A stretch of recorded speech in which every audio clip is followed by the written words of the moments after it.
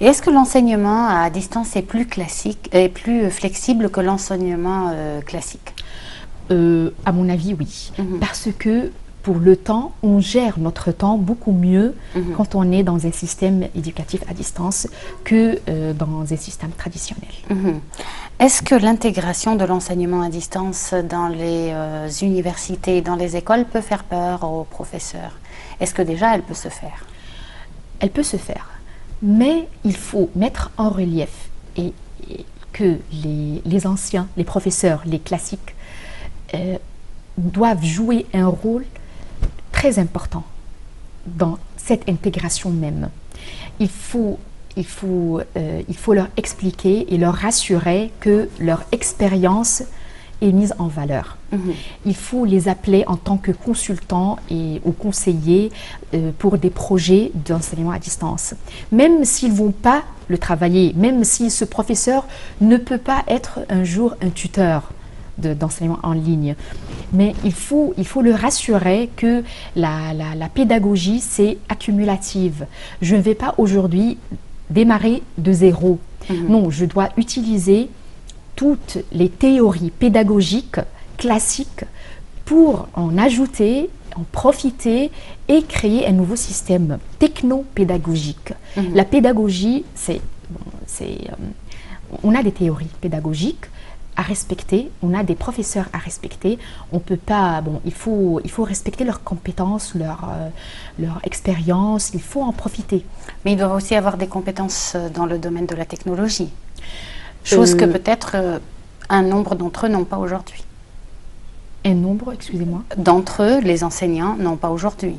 Un nombre d'enseignants, des enseignants n'ont pas les compétences technologiques. Bon, mais c'est restreint, à mon avis. Nos jours, on trouve que l'ordinateur est partout. En plus, alors j'ai oublié de vous dire que être tuteur en ligne ne nécessite pas un technicien ou un informaticien ou un ingénieur d'informatique. Non, pas du tout. C'est tout simplement quelqu'un qui peut utiliser l'ordinateur de façon débutante, si vous voulez. Alors, il y a une différence entre l'enseignant qui va travailler sur une plateforme et la personne qui va monter cette plateforme. Cette personne, bien sûr, c'est un informaticien, c'est quelqu'un qui est spécialiste, mais il met au service, par exemple, le chat. On n'a pas besoin d'être très compétent en ordinateur pour chatter avec les amis ou bien pour faire une recherche sur Google, par exemple. Ça, c'est très facile à faire. Alors, tout simplement, la personne aura besoin d'une formation à respecter, de quelques heures en présentiel. Ça, c'est à respecter, parce qu'on peut pas laisser l'enseignant errer comme ça sur une plateforme sans le bien former avant et le bien préparer et être toujours présent pour toute question et respecter l'inquiétude de l'enseignant. C'est quelqu'un ça fait depuis des années, il est dans sa classe, c'est quelqu'un de très compétent, qui possède très bien sa matière, et aujourd'hui, on lui demande de changer. Alors, comment changer sans être perturbé? C'est impossible. Ça, il faut le respecter. Et quels sont les outils pour cet enseignement à distance? Juste l'ordinateur? Oui, un ordinateur, une connexion Internet et bien sûr une plateforme.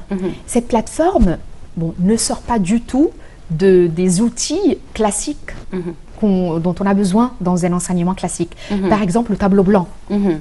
Alors le tableau blanc existe sur la plateforme.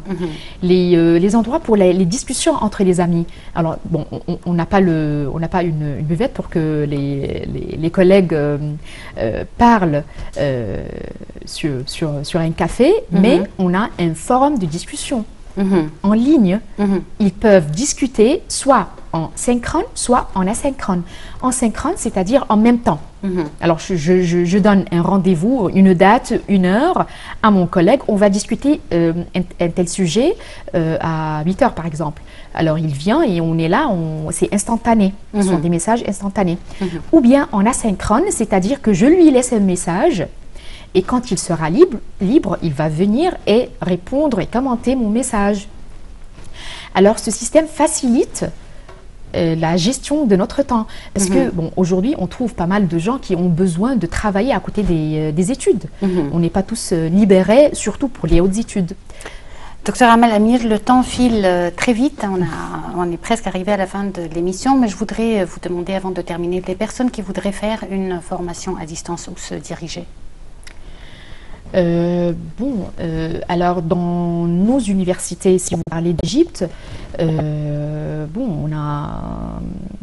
on a certaines universités qui ont intégré ce système, mais pas une formation à distance à 100%. C'est des formations hybrides, c'est-à-dire une partie des cours s'effectue en présentiel et une autre en ligne.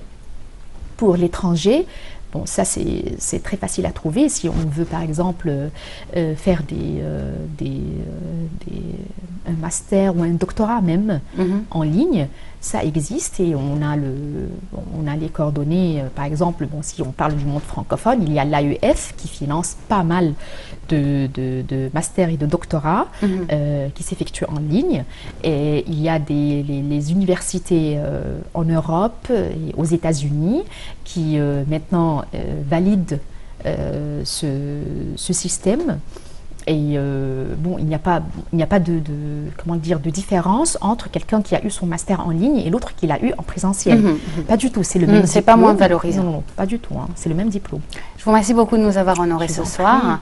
Merci de nous avoir suivis. On se retrouve la semaine prochaine avec une nouvelle édition de Ici